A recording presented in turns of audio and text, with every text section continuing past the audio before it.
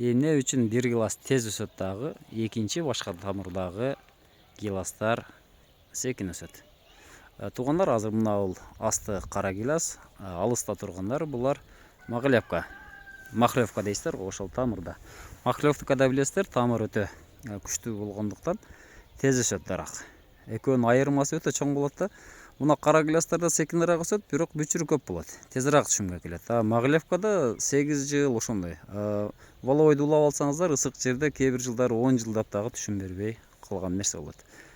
Туугандар, бүгүн биз тамыр боюнча сүйлөшөбүз. Тамырда сөзсүз маани бере турган нерсе болот. Тамыр системасы клондо тезирээк түшүмгө кирет. Анан урук тамырларда бир аз кечирээк түшүмгө кирет. Эгерде сиздер мына ушул кара гиластын уругунан чыккан тамырга отургузган болсоңуздар, бир аз кечирээк, ал эми баягы астынан чыгып кетет го быжырап. Ошону отургузсаңыздар, бул тезирээк мөмөгө кирет. Анан уруктагылар чоңураак болот, кара гиластагылар. Анан жанынан чыккандагы да отургузсаңыздар, булар кичинерээк, более-менее кичинерээк болот. Туугандар, тамыр жөнүндө сүйлөшкөнүбүздө тамырдын өтө түрлөрү көп. Жарым карликтери бар, карликтери бар, анан бийик өсүүчү болуп негизи 3кө бөлүнөт.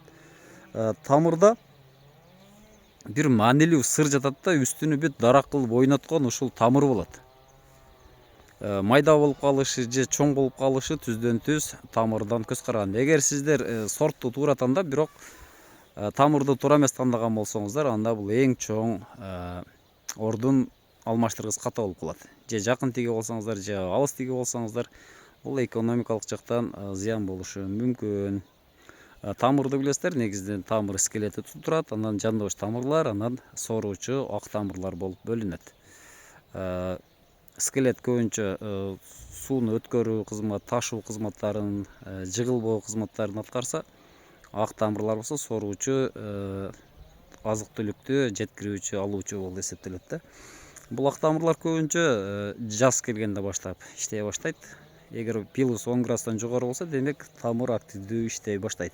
Эгерде нымдуулук жок болсо, тамырлардын иштөөсү токтой баштайт.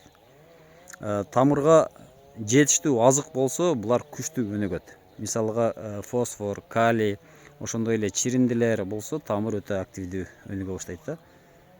Анан ошондон тышкары баягы жерде микориза деп коебуз, ошонун козу карындары менен иштете турган болсоңуздар, тамырлар күчтүү иштей баштайт. Симбиоз деп коебуз. Ошондой микоризалар менен, козу карындары менен дагы иштетсеңиздер болот. Анан жерге тамыр гилас өтө сууну көп ичет. Анан тез-тез азыздан ичиш керек. Өтө буктуруп көп коюп койсоңуздар да тамыр чирик болушу мүмкүн. Анан тигип атканда гиласты билесиздер, баягы чугур кылып туруп, трактор менен каздырып туруп, ылдыйга тигип коюп атабыз да, ошол туура эмес болуп калат. Анткени астында клон эмес, же болбосо тамыр эмес, үстүндөгү сортту дагы иштетип коюшубуз мүмкүн. Анда дарак мөмөгө кирбей бийик болуп кетиши мүмкүн. Анан тамырды жерине жараша туура тандаш керек деп айттык го. Кээ бир жерлерде, мисалы үчүн ак топурактар бар, акиташ бар топуракта, ошолордо жай өсөт. Ошого туруктуу, тузга чыдамдуу, кургактыкка чыдамдуу тамырларды тиккениңиздер туура болот.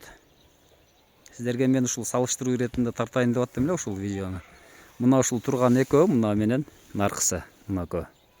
Булар кара гиласка болгон. Анан ар жагында тургандар, алар ушулар чоң дарак болуп аткандар, булар махлевкада. Махлевканын бир жаман жери бар, эгер суу көп болсо, же болбосо мөмөгө киргенде бири-бири менен келишпестиги бар генетикалык жактан.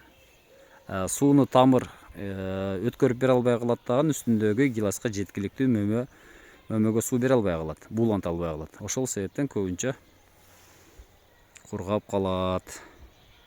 Жерге жараша тамырды тандаш керек. Анан тамырды жанагы айткандай азыктарды бериш керек. Ашыкча суу же болбосо суунун жетишпестиги бул гиласка чоң стресс алып келет. Айтайын дегеним эле, азыр мына кара гилас 4 жылдыкка түшүмгө кирет, наркы 8 жылда кирет. Экөөнүн айырмасы караңыздар. Мына кара гилас бирок сууга көбүрөөк чыдамсыз болот. Суулуу жерге чыдамкайраак келет. Туруктуулугу бул сууга чыдамкайраак. Анан мында көп алып алаттан көбүнчө майда болуп калган учурлар кездешет. Ошону тең баланста кармаш керек, өсүү менен мөмө берүүнү. Сиздер менен Багастыр Кыргызстан каналы болду. Тынч аман болуңуздар туугандар.